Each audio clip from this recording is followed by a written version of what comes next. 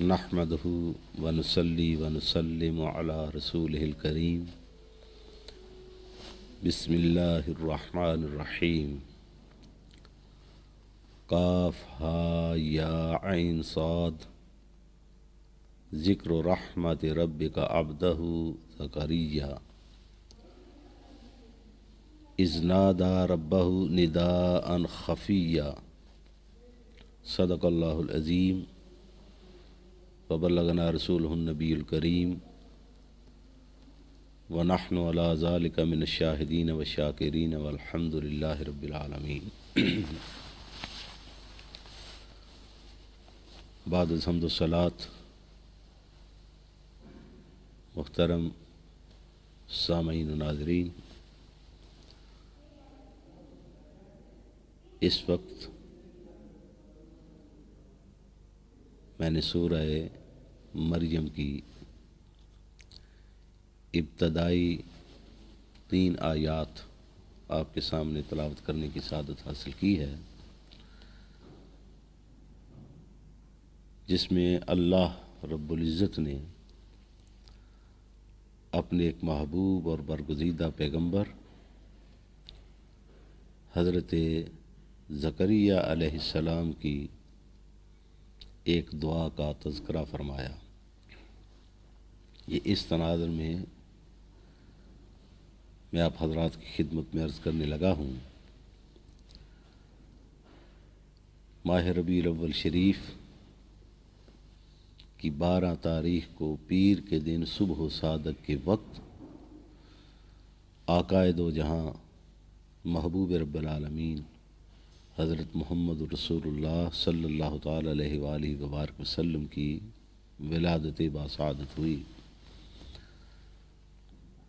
جس کی یاد پوری دنیا کے مسلمان میلاد النبی کے حوالے سے تقریبات، سیمینارز، کانفرنسز، جلوس، مذاکرے، محافل نعت اور مجالس میلاد کی صورت میں ایسی تقریبات منعقد کر کے مسلمان سیرت رسول صلی اللہ تعالیٰ علیہ وآلہ وبارک وسلم کو بیان کرتے ہیں اور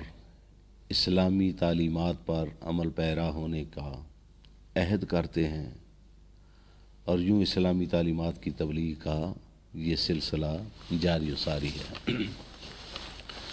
بسا اوقات کچھ سوالات اس سلسلہ میں پوچھے جاتے ہیں جو جواز اور عدم جواز کے حوالے سے ہوتے ہیں کہ آیا میلاد النبی کی تقریبات جو منائی جاتی ہیں ان کی شرعی نوعیت کیا ہے، کیا حیثیت ہے، اور ان کی نوعیت کیا ہے، ان کا حکم کیا ہے. اس سلسلے میں آج کے درس میں ان سوالات کا ہم جائزہ لیں گے. قبل اس کے کہ ان پر تفصیل کے ساتھ بحث کی جائے، سب سے پہلے یہ بات ذہن نشین فرمائیں، اس کا مفہوم جو ہے اسے سمجھیں اور اس کے آگے دلائل اور تفصیلات انشاءاللہ العزیز آئیں گی. لفظ میلاد کا معنی پیدائش اور ولادت کا لیا گیا ہے. میلاد النبی کا معنی نبی صلی اللہ علیہ وآلہ وسلم کی ولادت، حضور کی پیدائش. اور محفل میلاد النبی کا معنی ایک ایسی مجلس، ایک ایسی محفل، ایک ایسا جلسہ، ایک ایسی تقریب جس میں حضور نبی کریم صلی اللہ تعالی علیہ وآلہ وبارک وسلم کی ولادت باسعادت کے واقعات اور اس وقت رونما ہونے والے اثرات، برکات، انوار و تجلیات، ان کا بیان کیا جائے، اور حضور نبی کریم صلی اللہ علیہ وآلہ وسلم کا بچپن اور آپ کی عادات مبارکہ اور حضور نبی کریم صلی اللہ تعالی علیہ وآلہ وسلم کی ایام طفولیت ان سب کا بیان عمومی طور پر مجالس میلاد النبی صلی اللہ علیہ وآلہ وسلم کا موضوع ہوتا ہے۔ اس کے آگے فضائل ہیں، تبلیغ رسالت اور نبوت اور حضور نبی کریم صلی اللہ علیہ وسلم کی سیرت، حضور کے معجزات، حضور کے علوم، حضور کی شفاعت، یہ سارے مضامین جو ہیں یہ عمومی طور پر ایسی مجالس میں تذکرہ کیے جاتے ہیں۔ تو سب سے پہلے ہم اس بات کا جائزہ لیں گے کہ میلاد النبی، محفل میلاد النبی وہ جلسہ کی صورت میں ہو یا جلوس کی صورت میں ہو، اس کا مفہوم یہ بنا کہ ایک ایسی مجلس جس میں حضرت محمد رسول اللہ صلی اللہ تعالیٰ علیہ وآلہ وبارک وسلم کی ولادت کے واقعات جو ہیں وہ بیان کیے جائیں۔ اب کسی پیغمبر کی ولادت کے واقعات بیان کرنا اور اس کی حیثیت کے تعین کے لیے یہ سوال کہ کیا قرآن مجید میں میلاد النبی کا کوئی ذکر ہے، احادیث مبارکہ میں کوئی اس کا ذکر ہے، صحابہ رضوان اللہ تعالی مجمعین نے میلاد النبی پر کسی جلسے اور جلوس کا انعقاد کیا، ائمہ اربعہ کے نزدیک اس کی حیثیت کیا ہے، اور چند ایسے ہی سوالات جن کا جائزہ ہم اس مجلس میں پیش کرنے والے ہیں۔ سب سے پہلے تو یہ بات ذہن نشین رکھیں کہ اس کی ضرورت کیا ہے۔ نبی کریم صلی اللہ علیہ وآلہ وسلم کی جب ولادت کے واقعات ہم بیان کرتے ہیں تو انبیاء کرام علیہم الصلاۃ والسلام کے متعلق بعض قومیں جس شبہ کا شکار ہو گئیں اور ان کے فضائل اور ان کی عظمت اور ان کے معجزات اور کمالات دیکھ کر جن لوگوں نے ان انبیاء کو الوہیت کا درجہ دے دیا اور ان کے متعلق خدا ہونے کا دعویٰ کرنے لگے یا خدا کا بیٹا ہونے کا دعویٰ کرنے لگے، ایسے تمام باطل نظریات وہ سارے کے سارے توڑ پیش کرتے ہیں۔ وہ تمام باطل نظریات کا توڑ صرف اور صرف اس ایک لفظ میں بیان کر دیا جاتا ہے جب ہم لفظ میلاد کہتے ہیں، اور جب ہم یہ کہتے ہیں کہ میلاد کا وقت کیا تھا، دن کیا تھا، وقت کیا تھا، تاریخ کیا تھی، شہر کون سا تھا جہاں حضرت محمد رسول اللہ صلی اللہ علیہ وآلہ وسلم پیدا ہوئے، حضور کا شجرہ بیان کیا جاتا ہے، آباء و اجداد کے واقعات بیان کیے جاتے ہیں، تو گویا یہ بتایا جاتا ہے کہ ہم مسلمان حضرت محمد رسول اللہ صلی اللہ علیہ وآلہ وسلم کو خدا ہرگز نہیں، خدا کا بندہ، خدا کا نبی، خدا کا رسول مانتے ہیں۔ خدا تو وہ ہے هو اللہ احد اللہ الصمد لم یلد ولم یولد ولم یکن لہ کفوا احد۔ خدا تو وہ ہے جس کو کسی نے پیدا نہیں کیا، اس نے سب کو پیدا کیا ہے۔ ہم خدا کی شان یوں بیان کرتے ہیں لم یلد ولم یولد، نہ اس کو کوئی بیٹا ہے نہ وہ کسی کا بیٹا ہے، اور حضرت محمد رسول اللہ صلی اللہ علیہ وآلہ وسلم کا تذکرہ ہم یوں کرتے ہیں کہ حضرت محمد صلی اللہ علیہ وسلم حضرت عبداللہ کے بیٹے ہیں، جناب آمنہ کے بطن مقدس سے پیدا ہوئے ہیں، مکہ میں ظہور ہوا ہے، ربیع الاول شریف کا مہینہ، پیر کا دن اور صبح و صادق کا وقت تھا۔ گویا لفظ میلاد وہ حد فاصل ہے جو اللہ اور رسول صلی اللہ تعالیٰ علیہ وآلہ وبارک وسلم کے متعلق اس عقیدے کا کھل کر اظہار کرتا ہے کہ خدا کا میلاد نہیں ہوتا، خدا پیدا نہیں ہوتا۔ حضرت محمد رسول اللہ صلی اللہ تعالیٰ علیہ وآلہ وسلم خدا کی مخلوق ہیں، خدا کے نبی ہیں، خدا کے رسول ہیں، مکہ میں پیدا ہوئے ہیں، آپ کے آباء و اجداد کا نام یہ تھا، اور فلاں فلاں وقت حضور نبی کریم صلی اللہ علیہ وسلم پیدا ہوئے۔ تو ان معنوں میں میلاد شرک تو نہ بنا، بلکہ محفل میلاد تو شرک توڑ محفل ثابت ہوئی کہ ایک ایسی مجلس جس میں وہ تذکرہ کیا جائے جس تذکرے سے اس عقیدہ باطلہ کا، اس عقیدہ باطل کو جڑ سے اکھاڑ پھینکا جائے جو انبیاء کے متعلق کسی کا ہے کہ نبی خدا ہوتا ہے، یا نبی صلی اللہ علیہ وسلم یا دیگر انبیاء اکرام علیہم الصلاۃ والسلام کی نسبت جو بعض لوگوں نے ایسی باتیں کیں یا کرتے ہیں، یا جن کے ذہن کے کسی گوشے میں بھی یہ بات موجود ہے۔ گویا یہ لفظ میلاد کا خود بخود بیان کرتا ہے کہ نبی کریم صلی اللہ علیہ وآلہ وسلم خدا کی مخلوق ہیں اور مکہ المکرمہ میں پیدا ہوئے۔ رہی یہ بات کہ اس میلاد کے تذکرے کا فائدہ کیا ہے، اور کیا کسی نبی کا میلاد جو ہے وہ قرآن و حدیث سے ثابت ہے یا نہیں، یا صحابہ رضوان اللہ تعالی علیہم اجمعین نے ایسا کیا یا نہیں کیا، تو اس حوالے سے آج کی گفتگو جو ہے وہ سورہ مریم کی ابتدائی آیات میں نے تلاوت کی ہیں، اور صرف یہ ایک مقام نہیں، قرآن مجید کے متعدد مقامات پر ایسے واقعات ہمیں ملتے ہیں جس میں خداوند تعالیٰ نے انبیاء کرام علیہم الصلاۃ والسلام کے ولادت کے واقعات کو بطور خاص قرآن مجید میں بیان فرمایا۔ تو گویا سب سے پہلے تو بات یہ ٹھہری، انبیاء علیہم الصلاۃ والسلام یا صحابہ سے قبل سب سے پہلے تو بات یوں ٹھہری کہ میلاد کا بیان وہ بیان ہے جسے خدا نے قرآن مجید میں بیان فرمایا ہے، اور انبیاء کرام علیہم الصلاۃ والسلام کے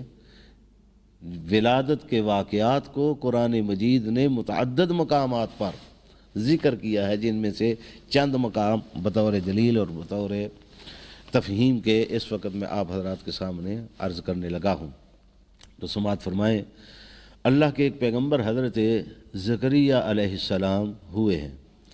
اور حضرت زکریا علیہ السلام کی کچھ دعاؤں کا تذکرہ قرآن مجید نے یہاں بیان فرمایا، اور ان دعاؤں میں دراصل حضرت یحییٰ علیہ السلام جو بیٹے تھے حضرت زکریا علیہ السلام کے،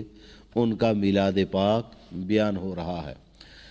پھر ذہن نشین فرمائے، میں نے عرض کیا میلاد کا معنی ولادت، میلاد النبی کا معنی نبی کی ولادت، اور محفل میلاد کا معنی کسی نبی کی ولادت کا تذکرہ۔ اب ان معنوں میں جب ہم محفل میلاد کا ثبوت چاہیں گے تو قرآن مجید انبیاء کی محفل میلاد اور اس کا بیان جو ہے وہ خود کرتا ہے، اور اللہ رب العزت نے قرآن مجید میں انبیاء کرام علیہم الصلاۃ والسلام کی ولادت کا تذکرہ کر کے یہ بات ہم سب کو سمجھا دی ہے کہ نبیوں کی ولادت کا تذکرہ کرنا یہ اللہ کی سنت ہے، نبیوں کی ولادت کا تذکرہ یہ قرآن مجید کا ایک مضمون ہے، قرآن مجید کی عبارت ہے، اور قرآن مجید کے اندر جب نبی کی ولادت کا تذکرہ کریں گے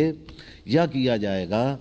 تو دیگر تمام آیات کے ساتھ ساتھ یہ بھی آیات وہی ہیں کہ جن کے ایک ایک حرف پر آپ کو 10 نیکیاں ملیں گی۔ تو انبیاء کرام علیہم الصلاۃ والسلام کی ولادت کے تذکار میں سے وہ واقعات جو خدا نے قرآن مجید میں بیان کی، حضرت یحییٰ علیہ السلام کا میلاد یعنی بیان واقعات ولادت کے قرآن مجید بیان کرتا ہے، اور فرمایا ذکر و رحمت ربک عبدہ زکریا، اے محبوب کریم صلی اللہ علیہ وآلہ وسلم یہ ذکر ہے تیرے رب کی رحمتوں کا جو اس نے اپنے ایک بندے زکریا پر کی۔ اے نبی صلی اللہ علیہ وآلہ وسلم یہ تیرے رب کی رحمت ہے۔ یہاں سے عظمت رسول صلی اللہ علیہ وسلم کے حوالے سے یہ بات بھی بیان کر دی جائے تو خالیت فائدہ نہ ہوگی کہ اللہ رب العزت قرآن مجید میں اپنی ربوبیت کو رسول کریم صلی اللہ تعالی علیہ وآلہ وسلم کے حوالے سے متعدد بار ان الفاظ کے ساتھ بیان کرتے ہیں، رب کا، تیرے رب کی یہ بات، تیرے رب نے یوں کہا۔ تو یہاں بھی یہ ذکر ہو رہا ہے ذکر و رحمت رب کا عبدہ زکریا،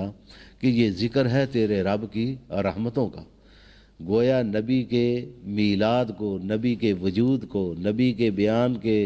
میلاد کے بیان کو، نبی کے وجود کو، نبی کے ذکر کو، نبی کے الفاظ کو، نبی کی دعاؤں کو اللہ کیا فرماتا ہے؟ رحمت ربک، اے محبوب کریم صلی اللہ علیہ وسلم یہ سب تیرے رب کی رحمتیں ہیں جو اس نے اپنے بندے حضرت زکریا علیہ السلام پر فرمائی۔ تو بیان میلاد کا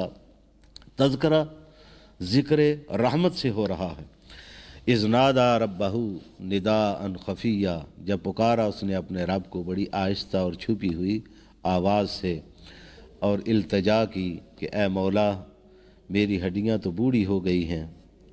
اور میرے سر سے میرے بڑھاپے کا اظہار ہو رہا ہے،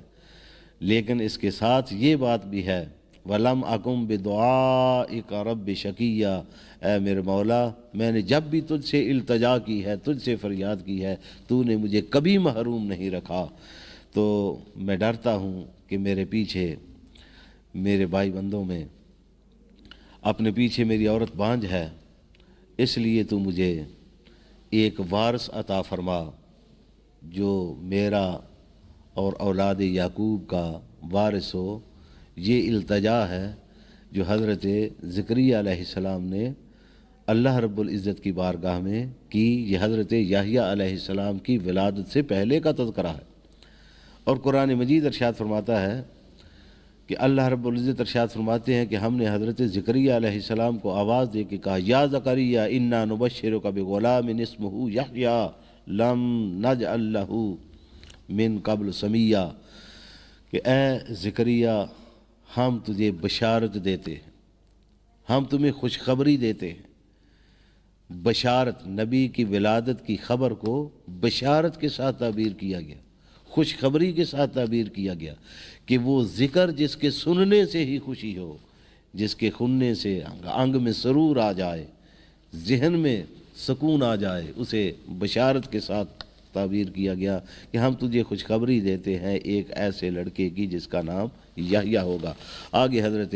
یحییٰ علیہ السلام کے اوصاف جو ہیں وہ بیان کیے گئے، اور وہ واقعات جو ہیں وہ بیان کیے جا رہے ہیں کہ حضرت زکریا علیہ السلام ارشاد فرماتے ہیں کہ یہ کس طرح ہو سکے گا، میں تو بہت بوڑھا ہو گیا ہوں۔ تو اللہ رب العزت نے ارشاد فرمایا کہ کسی کی تخلیق مجھ پر بہت ہی آسان کام ہے، اور تمہیں اس کے متعلق فکر کرنے کی کوئی ضرورت نہیں ہے۔ گویا حضرت زکریا علیہ السلام اور خداوند تعالیٰ کی گفتگو، حضرت زکریا کا التجا اور خداوند تعالیٰ کا جواب، یہ کیا ہے؟ حضرت یحییٰ علیہ السلام کی ولادت سے پہلے حضرت یحییٰ کا تذکرہ ان کے نام کے ساتھ ہو رہا ہے، اور خوشخبری دی جا رہی ہے، اور پیغمبر کی ولادت کے واقعات جو ہیں وہ بیان کیے جا رہے ہیں۔ اور اس حوالے سے وہ پھر پوچھتے ہیں قال رب اجعل لی آیہ، علامت کیا ہوگی، نشانی کیا ہوگی جس سے پتہ چلے کہ تیرے نبی کا میلاد ہو رہا ہے۔ حضرت یحییٰ علیہ السلام کی آمد کی علامات جو ہیں، نشانیاں جو ہیں وہ بیان کی جائے۔ قال آیاتک اللہ تکلم الناس ثلاث لیال سویہ، تو اللہ رب العزت ارشاد فرماتے ہیں اس کی نشانی یہ ہے کہ تو بات نہ کرے 3 رات تک کسی شخص سے بھی، حالانکہ تو صحیح سلامت اور تندرست ہو۔ گویا وہ علامات جو ہیں بیان کی جا رہی ہیں۔ فخرج علی قومہ من المحراب، عرض کرنے کا مدعا اور مقصد جو ہے وہ یہ ہے کہ اس میں حضرت زکریا علیہ السلام کی گفتگو جو اللہ رب العزت کی بارگاہ میں التجا کی، اور خداوند تعالیٰ کا جواب، اور علامات کا تعین، دنوں کا تعین، یہ سارے کا سارا حضرت یحییٰ علیہ السلام کی ولادت کا تذکرہ ہے۔ اور آگے حضرت یحییٰ علیہ السلام کی نبوت اور رسالت کا اعلان کیا جا رہا ہے، اور ان کی عادات کریمہ کا اعلان کیا جا رہا ہے، اور ساتھ ہی یہ بیان کیا جا رہا ہے حضرت یحییٰ علیہ السلام کے حوالے سے وسلام علیہ یوم ولد، سلامتی والا ہے وہ دن، سلام علیہ، سلام ہے اس پر، یوم ولد، جس دن وہ پیدا ہوا، و یوم یموت، اور جس دن وہ دنیا سے جائے گا، و یوم یبعث حیا، اور جس دن اٹھ کھڑا ہوگا وہ پھر زندہ ہو کر۔ بڑے قابل توجہ لفظ ہیں، اور یہ الفاظ تعین کرتے ہیں میلاد النبی صلی اللہ تعالیٰ علیہ وآلہ وسلم کی حیثیت کا۔ حضرت زکریا علیہ السلام کے حوالے سے حضرت یحییٰ علیہ السلام کی ولادت کے متعلق قرآن مجید جو بیان فرماتا ہے وہ فرماتے ہیں وَسَلَامٌ عَلَيْهِ يَوْمَ وُلِدَ، اور سلام ہے اس پر جس دن وہ پیدا ہوا، سلام ہے اس پر جس دن وہ پیدا ہوا، یعنی نبی پر بھی سلام، جس دن وہ پیدا ہوا اس دن پر بھی سلام، ان گھڑیوں کو سلام، ان لمحوں کو سلام، ان ساعتوں کو سلام، ان فضاؤں کو سلام، ان ہواؤں کو سلام جن کی نسبت پیغمبر کے ساتھ ہو گئی۔ تو حضرت یحییٰ علیہ السلام کی ولادت اور یوم ولادت کو سلام کے ساتھ اور سلام علیہ کے ساتھ تعبیر کیا جا رہا ہے، تو کیا محبوب کائنات حضرت محمد رسول اللہ صلی اللہ تعالیٰ علیہ وآلہ وسلم کی ولادت وہ سلام نہیں؟ کیوں کرنا سلام ہوگی؟ اسی لیے کہتے ہیں وہ جس سہانی گھڑی چمکا طیبہ کا چاند، اس دل افروز ساعت پہ لاکھوں سلام۔ اور ساتھ ہی ارشاد فرمایا گیا سلام علیہ یوم ولد و یوم یموت و یوم یبعث حیا۔ اس آیت کریمہ میں ایک اور سوال کا جواب بھی دیا جا رہا ہے، وہ یہ کہ نبی کریم صلی اللہ علیہ وآلہ وسلم کی یوم ولادت 12 ربیع الاول شریف ہے، اور یوم وصال وہ بھی 12 ربیع الاول شریف ہے، دن ادھر بھی پیر کا ہے ادھر بھی پیر کا ہے۔ تو نبی علیہ السلام کی آمد پر، آپ کی ولادت پر، آپ کی پیدائش پر 12 ربیع الاول شریف کو خوشی مسرت کا دن قرار دینے والوں، یہ بھی یاد رکھو کہ یہی دن 12 ربیع الاول اور پیر کا دن حضور کے وصال کا دن بھی ہے۔ تو ایک تاثر یہ بھی دیا جاتا ہے کہ کیا نبی کی آمد پر مسلمانوں کو خوشی منانی چاہیے، یا نبی کریم صلی اللہ علیہ وسلم کے یوم ولادت پر مسلمانوں کو آنسو بہانے چاہیے، غم کرنا چاہیے، کیا کرنا چاہیے؟ تو یہ بھی ایک تاثر ہے۔ تو میں عرض یہ کر رہا ہوں، انبیاء کرام علیہم الصلاۃ والسلام کی یوم ولادت اور یوم وصال، ان کو قرآن مجید جس انداز میں لیتا ہے وہ یہ ہے وَسَلَامٌ عَلَيْهِ يَوْمَ وُلِدَ، جس دن وہ پیدا ہوئے اس دن بھی ان پر سلام، وَيَوْمَ يَمُوتُ، اور جس دن وہ دنیا سے جائیں گے اس دن بھی ان پر سلام، وَيَوْمَ يُبْعَثُ حَيًّا، اور جس دن پھر دنیا میں، جس دن پھر وہ اٹھائے جائیں گے، زندہ کیے جائیں گے، وہ دن بھی سلام ہے، سلامتی والا ہے، امن والا ہے۔ تو قرآن مجید نے یوم ولد و یوم یموت کہہ کے ان دونوں دنوں کی عظمت کو بیان فرما دیا، اور دونوں دنوں کو سلامتی والا جو ہے وہ بیان فرما دیا۔ اور اس کے ساتھ آگے پھر ان کے بچپن کے واقعات، ان کے پاس فرشتوں کا آنا اور ان کا اپنی تعلیمات کو بیان کرنا، اور بڑے احسن انداز کے ساتھ قرآن مجید کی عبارات نے جس طریقے سے اس حجرے کی کیفیات کو بیان کیا، ان کے باہر نکلنے کی کیفیات کو بیان کیا،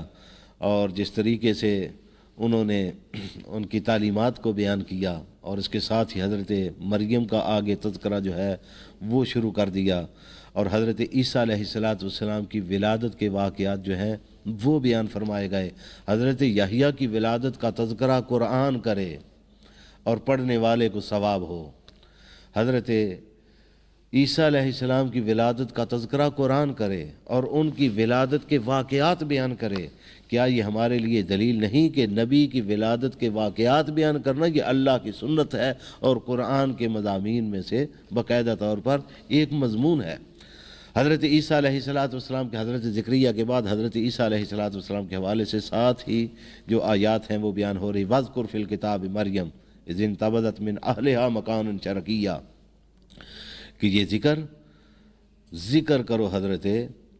مریم علیہ السلام کا اس کتاب میں، اِذِ انتَبَذَتْ مِنْ أَهْلِهَا مَكَانًا شَرْقِيًّا، جب جدا ہوئی اپنے لوگوں سے ایک مشرقی مکان میں۔ حضرت عیسیٰ علیہ السلام کی ولادت کا واقعہ بیان کرتے ہوئے قرآن مجید اس مکان کی کیفیت کو بیان کرتا ہے کہ مکان کس طرف تھا، اس کی ساخت کیسی تھی، اس کے دروازے کیسے تھے، وہ محرابی شکل کا تھا، شرقی جانب شہر میں واقع تھا، اس کیفیت کا وہ مکان تھا جس مکان کے اندر حضرت مریم، حضرت عیسیٰ علیہ السلام کی والدہ داخل ہوتی ہے۔ تو قرآن مجید یہ واقعات بیان کرے، اور رسول اللہ صلی اللہ علیہ وآلہ وسلم کا امتی جب یہ واقعہ بیان کرے کہ وہ واقعہ مکہ المکرمہ میں بیت اللہ شریف کے فلاں جانب ایک مکان مولد شریف اتنی اونچائی کا فلاں پہاڑ کے اوپر وہ مکان ہے جس کے اندر جناب آمنہ سلام اللہ علیہ موجود تھیں، تو اب سامعین و ناظرین اس بات کا اندازہ فرمائیں کہ قرآن مجید کا یہ بیان فرمانا کہ